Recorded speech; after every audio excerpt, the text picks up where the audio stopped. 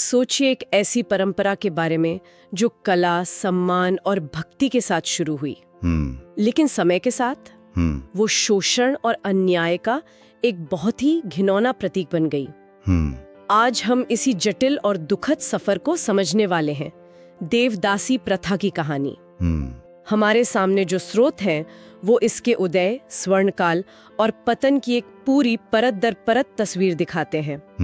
तो चलिए इस विषय की गहराई में उतरते हैं। बिल्कुल। और ये कहानी सिर्फ इतिहास के पन्नों तक ही सीमित नहीं है। ये चर्चा हमें प्राचीन भारत के भव्य मंदिरों से लेकर आज के समाज की उन सच्चाइयों तक ले जाएगी जिन्हें हम अक्सर देखना नहीं चाहते। हम समझेंगे कि कैसे ईश्वर की दासी का सम्मानित पद धीरे धीरे एक सामाजिक अभिशाप में बदल गया। और हमारे स्रोतों का मकसद सिर्फ कहानी सुनाना नहीं है, बल्कि इस बदलाव के पीछे के सामाजिक, धार्मिक और आर्थिक धागों को सुलझाना है। तो सबसे पहले बुनियादी बात पर आते हैं।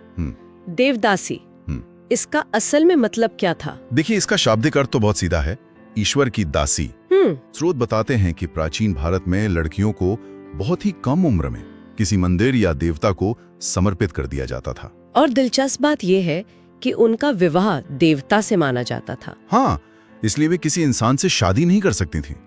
ये अपने आप में एक बहुत ही अनोखी सामाजिक और धार्मिक व्यवस्था थी। लेकिन उस समय मंदिर कैसे हुआ करते थे? आज जैसे तो नहीं होंगे। नहीं, बिल्कुल नहीं। ये समझना बहुत जरूरी है कि उस समय मंदिर सिर्फ पूजा के स्थान नहीं थे। वे शिक्षा, संगीत, नृत्य, संस्कृति के बहुत बड़े केंद्र हुआ करते थे। एक तरह से समाज की धड़कन थे वो। अच्छा।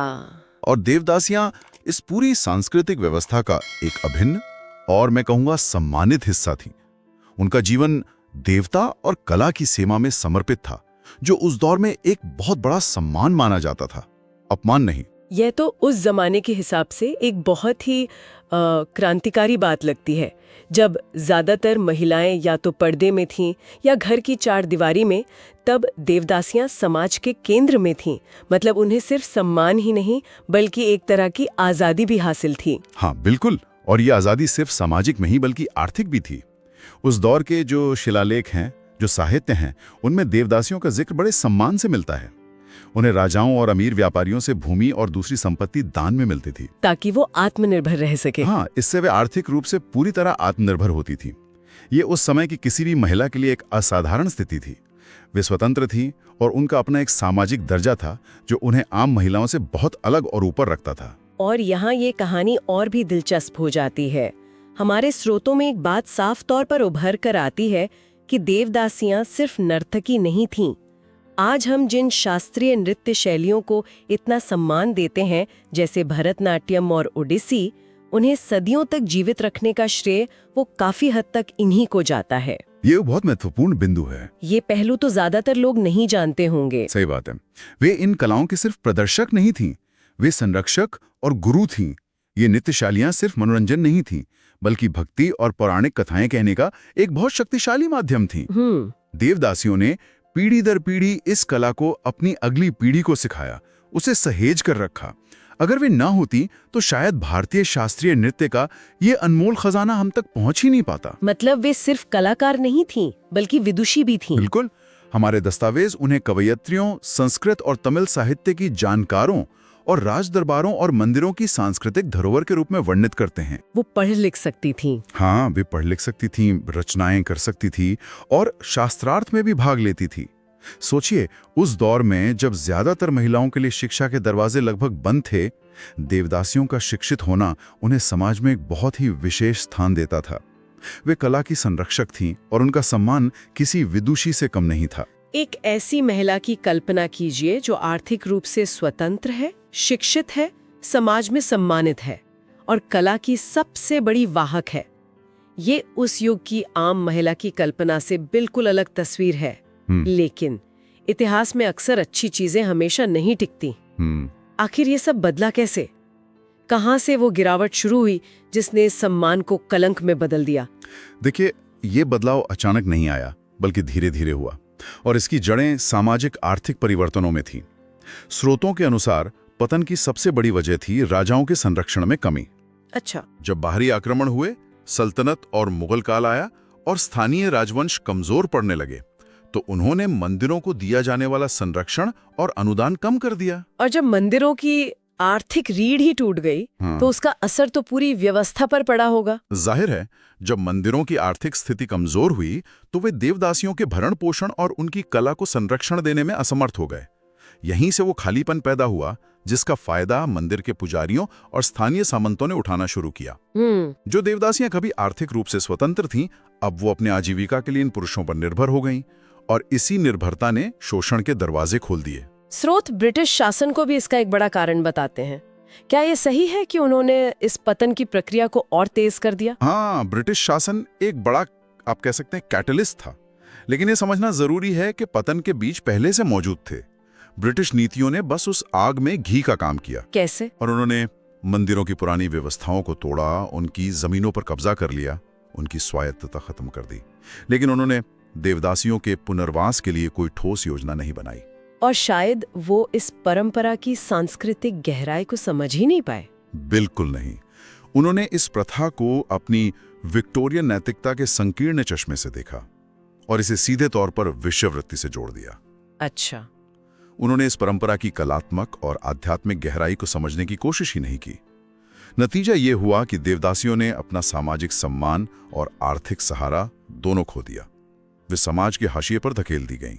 और इसके बाद इस प्रथा का स्वरूप वो पूरी तरह बदल गया। अब ये भक्ति नहीं, बल्कि जबरन समर्पण, यौन शोषण, सामाजिक बहिष्कार और गरीबी का दूसरा नाम बन चुकी थी। जो परंपरा कभी गौरव का प्रतीक थी, अब वो एक कलंक बन गई। ये बदलाव बहुत भयानक था। और यहाँ एक और गहरा सामाजिक पहलू सामने आता है। रिसर्च ही दिखाती है कि जैसे जैसे प्रथा का पतन हुआ, इसका स्वरूप भी जातिगत हो गया। जातिगत? मतलब अब इस प्रथा में अधिकतर गरीब, दलित और पिछड़ी जातियों की लड़कियों को धकेला जाने लगा। अमीर और शक्तिशाली लोग अपनी बेटियों को समर्पित करने के बजाय इन गरीब परिवारों की लड़कियों को धर्म के नाम पर खरीदने लगे। तो ये एक तरह का दोहरा शोषण बन गया, लैंगिक भी और जातिगत भी। हाँ, और वे लड़कियां एक अजीब दुविधा में फंस गईं। समाज उन्हें एक तरफ पवित्र या शुभ मानता था क्योंकि वे देवता को समर्पित थीं। अच्छा। इसलिए उन्हें शादी ब्याह जैसे मौकों पर बुलाया जाता था। लेकिन दूसरी तरफ उन्हें अपवित्र भी माना जाता था क्योंकि वे सामान्य सामाजिक जीवन का हिस्सा नहीं थीं और उनका यौन शोषण होता था। इस वजह से लोग उनसे सामाजिक दूरी भी बनाए रखते थे। उनका जीवन ऐसे विरोधाभासों से भरा था। वे शादी नहीं कर सकती थी, और जब उनका यौवन और सौंदर्य ढल जाता तो उन्हें अक्सर बेसहारा छोड़ दिया जाता था। उनके पास बुढ़ापे में आजीविका का कोई साधन नहीं बचता था। उस पूरी सामाजिक संरचना के पतन को दिखाता है। जहां पहले कला और भक्ति केंद्र में थी, अब वहां केवल शोषण और लाचारी थी। धर्म को एक ढाल की तरह इस्तेमाल किया जाने लगा ताकि इस शोषण को सामाजिक स्वीकृति मिल सके। ये इस प्रथा का सबसे दुखद और अंधकारमय अध्याय था। लेकिन जब अन्याय इतना बढ़ गया तो क्या इसके खिलाफ कभी कोई आवाज नहीं उठी? क्या समाज ने इसे चुपचाप स्वीकार कर लिया? नहीं, ऐसा नहीं है। जब शोषण अपनी चरम सीमा पर पहुंच गया तो समाज के भीतर से ही इसके विरोध में मजबूत स्वर उठने लगे। स्रोत बताते हैं कि 19वीं और 20वीं सदी में कई समाज सुधारकों ने इस प्रथा के खिलाफ एक लंबा और कठिन संघर्ष शुरू किया। और इन सुधारकों में कुछ नाम तो बहुत प्रमुखता से लिए जाते हैं। हाँ, इसमें 2 नाम विशेष रूप से महत्वपूर्ण हैं। पहले हैं डॉक्टर B.R. अम्बेडकर, जिन्होंने दलित महिलाओं के शोषण के विरुद्ध एक व्यापक संघर्ष छेड़ा। उन्होंने इसे सिर्फ एक सामाजिक कुरीति नहीं, बल्कि जातिगत शोषण और लैंगिक असमानता का एक क्रूर हथियार माना। उन्होंने कहा कि ये प्रथा दलित समुदाय को सम्मानजनक जीवन से वंचित रखने का एक और तरीका है। और दूसरा महत्वपूर्ण नाम मुथुलक्ष्मी रेड्डी का है। उनकी कहानी तो अपने आप में प्रेरणादायक है। बिल्कुल। मुथुलक्ष्मी रेड्डी खुद एक देवदासी परिवार की पृष्ठभूमि से थी। उन्होंने इस दर्द और अपमान को बहुत करीब से देखा था। वो डॉक्टर बनी? हाँ, वे अपनी मेहनत से डॉक्टर और फिर विधायक बनी। उन्होंने मद्रास विधान परिषद में अपनी व्यक्तिगत पीड़ा और अनुभव को आवाज दी और देवदासी प्रथा उन्मूलन कानून बनाने की जोरदार पहल की। सोचिए, उस दौर में एक महिला का, वो भी ऐसी पृष्ठभूमि से आकर, पूरी व्यवस्था को चुनौती देना कितना बड़ा कदम रहा होगा। और इन साहसी प्रयासों का कानूनी नतीजा भी निकला। स्वतंत्रता के बाद इस दिशा में बड़े कदम उठाए गए। हाँ, 1947 का मद्रास देवदासी समर्पण का उन्मूलन अधिनियम एक मील का पत्थर साबित हुआ।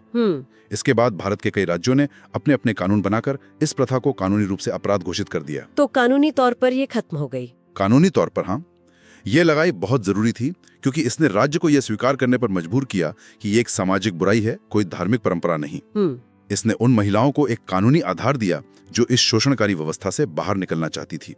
लेकिन जैसा कि हम जानते हैं, कानून बनाना एक बात है और समाज की गहरी जड़ों में जमी मानसिकता को बदलना बिल्कुल दूसरी। तो यहीं पर आज का सबसे परेशान करने वाला सवाल उठता है। अब ये प्रथा कानूनी तौर पर खत्म हो चुकी है, लेकिन क्या ये सच में समाज से पूरी तरह गायब हो गई है?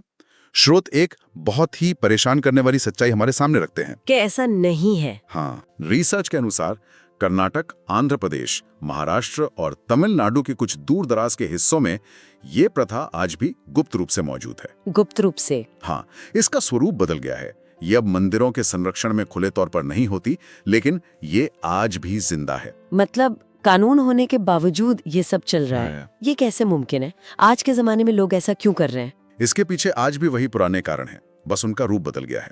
पहला और सबसे बड़ा कारण है अंधविश्वास। अच्छा। कुछ समुदायों में आज भी ये मान्यता है कि अपनी बेटी को देवता को समर्पित करने से परिवार पर देवी की कृपा बनी रहेगी या कोई बड़ी विपदा टल जाएगी। दूसरा कारण है अत्यधिक गरीबी। तो ये एक तरह का दुष्चक्र बन गया है।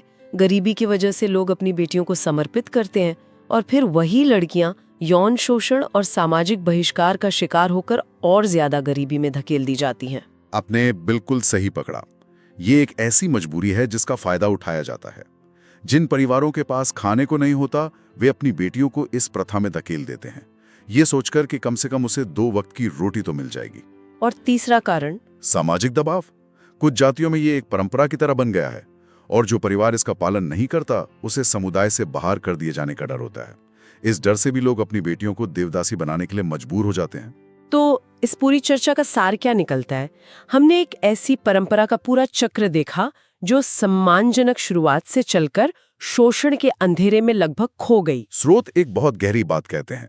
जब धर्म पर इंसान का लालच और उसकी सत्ता की भूख हावी हो जाती है, तब भक्ति भी शोषण का सबसे खतरनाक हथियार बन जाती है। ये कहानी हमें सिखाती है कि कैसे सामाजिक और आर्थिक बदलाव किसी भी सांस्कृतिक परंपरा के मायने पूरी तरह बदल सकते हैं। बिल्कुल। जो प्रथा कभी कला और संस्कृति की आत्मा थी, वही स्त्री के जीवन का अभिशाप बन गई। ये सिर्फ एक प्रथा का इतिहास नहीं है, ये समाज, सत्ता और धर्म के बदलते रिश्तों का एक शक्तिशाली उदाहरण है। ये दिखाता है कि कैसे अच्छी से अच्छी परंपरा भी अगर समय के साथ खुद को ना बदले और शोषण का जरिया बन जाए, तो वो अपनी पवित्रता खो देती है। ये हमें एक गहरे सवाल पर सोचने के लिए मजबूर करता है। जब कोई परंपरा समाज के सबसे कमजोर लोगों के शोषण का जरिया बन जाए, तो क्या उसे बदलने की जिम्मेदारी भी उसी समाज की नहीं है जिसने कभी उसे